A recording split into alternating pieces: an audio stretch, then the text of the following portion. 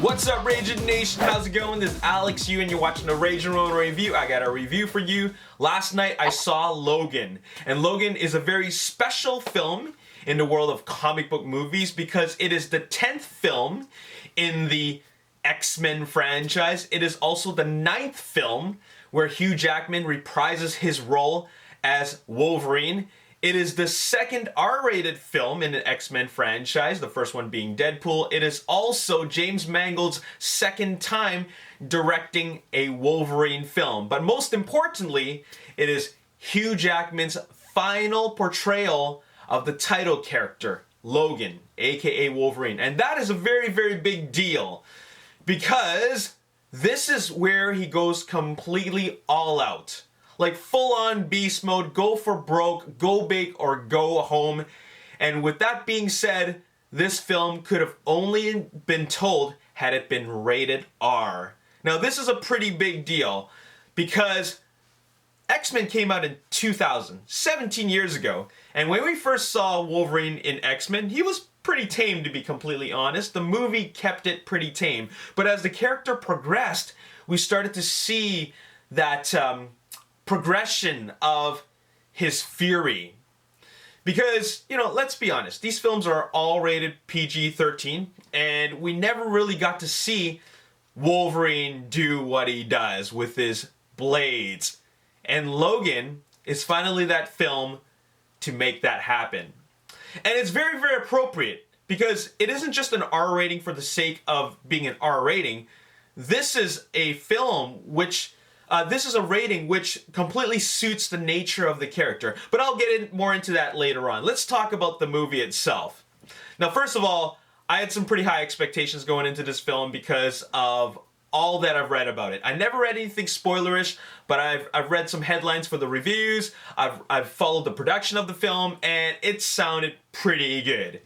But the story is something that I wouldn't say is very original. I mean, it is a screenplay that is written by James Mangold, and it's co-written by, the screenplay is also written by Scott Frank and Michael Green, but it is inspired by the Old Man Logan graphic novel. Now, I don't think you really have to know very much about the graphic novel to really enjoy this.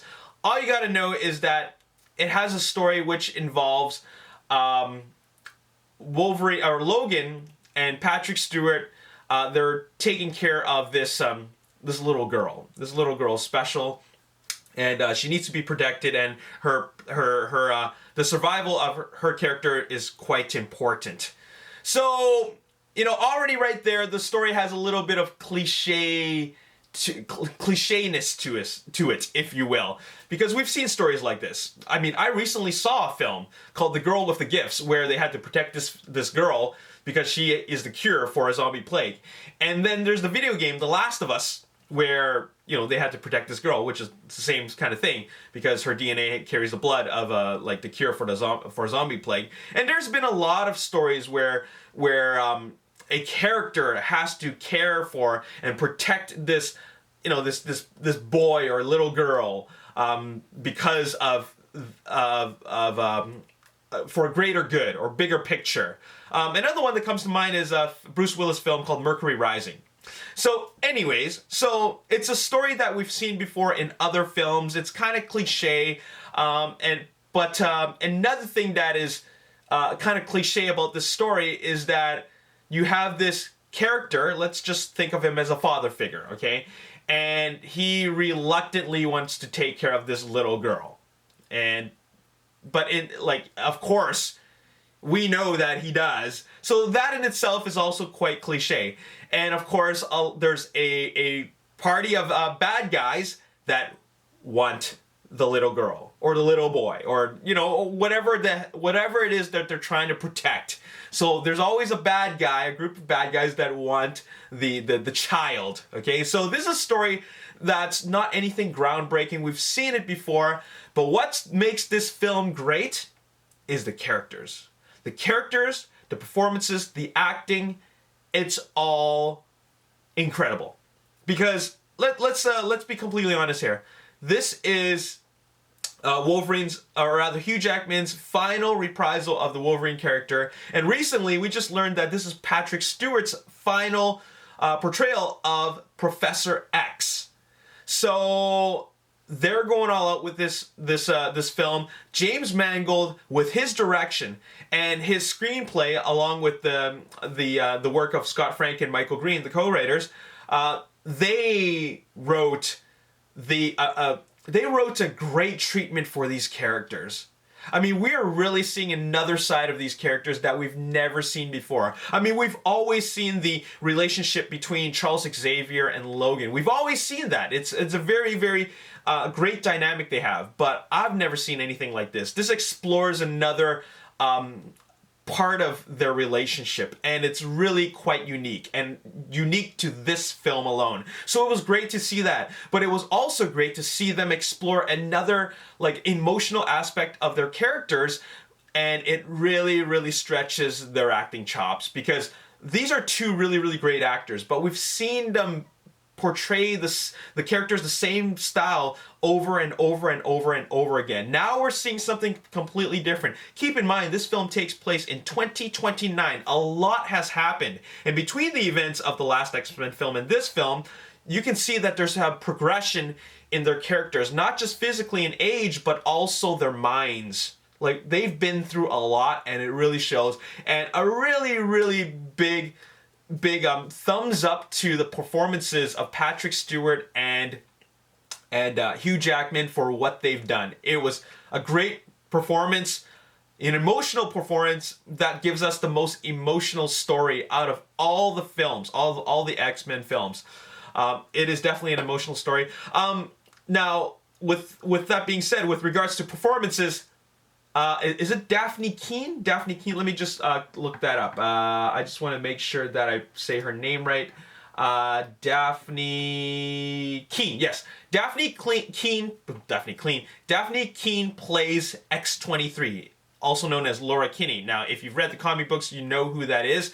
But in this film, she's an 11-year-old, I think 10 or 11-year-old little girl, and she has some special gifts.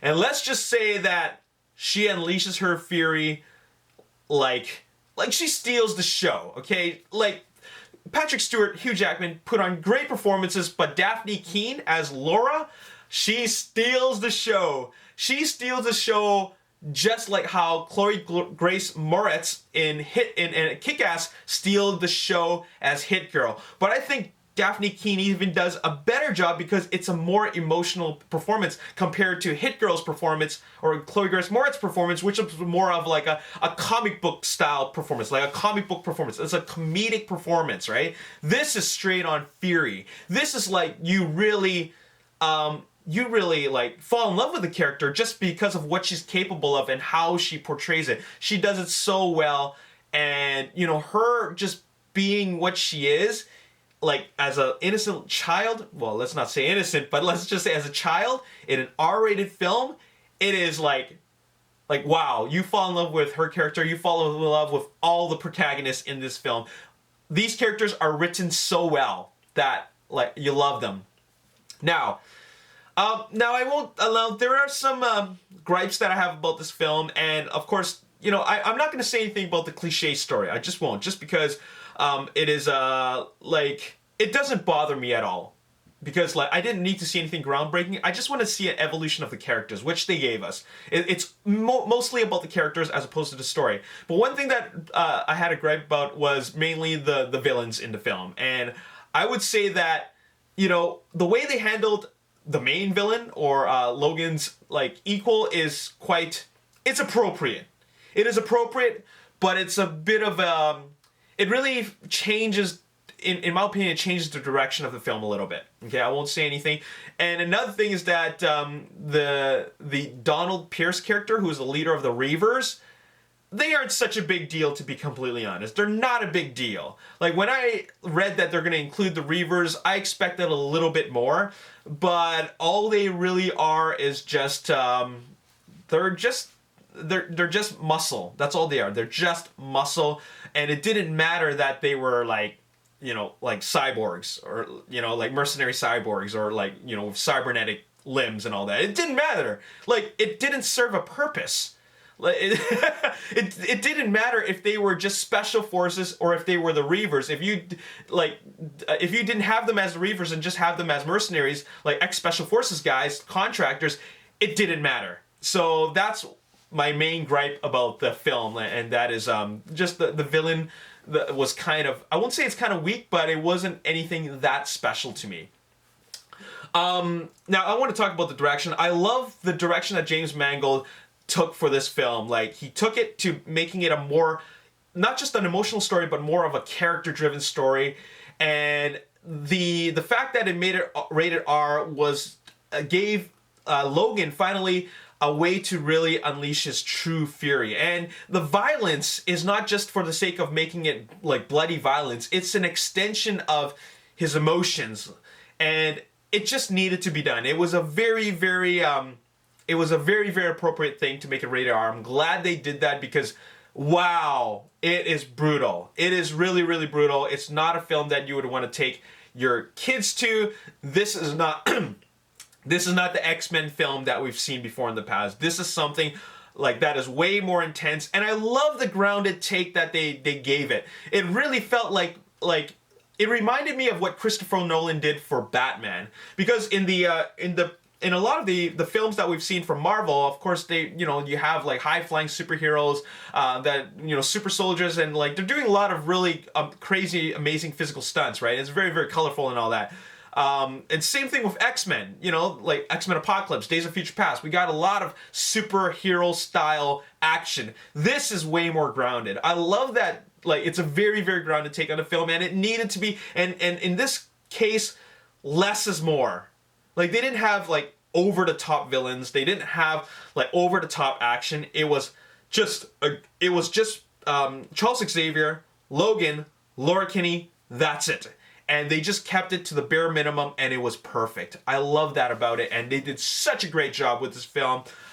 I don't really have any other complaints other than the villain, which wasn't that big of a complaint, to be completely honest. It was just something that I expected a little bit more out of. But other than that, this film is great.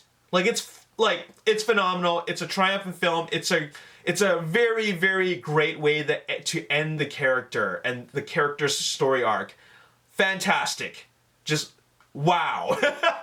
I was just like in awe. 9 out of 10. I won't say it's the best of the X-Men franchise. I still think that X-Men Days of Future Past is the best in the X-Men franchise. Out of the 10 films, I'm going to put this one at second place because, like, I just loved it. Anyways, that's all I got to say in this review. I was about to say episode. What do you guys think of Logan? Let me know your thoughts in the comment section below. 9 out of 10. Highly recommended. What a phenomenal film. As always, if you enjoyed this review and you want to see more, hit the like button, subscribe to the YouTube channel, like me on Facebook, The Ragin Nation. Also follow me on Twitter, Ragin Nation. My name's Alex. Thanks for watching. I'll see you next time. Peace. I don't know if I'm going to make it unless it's exactly what I want. I prefer not to do it. I couldn't live with it, so this is it. So, really,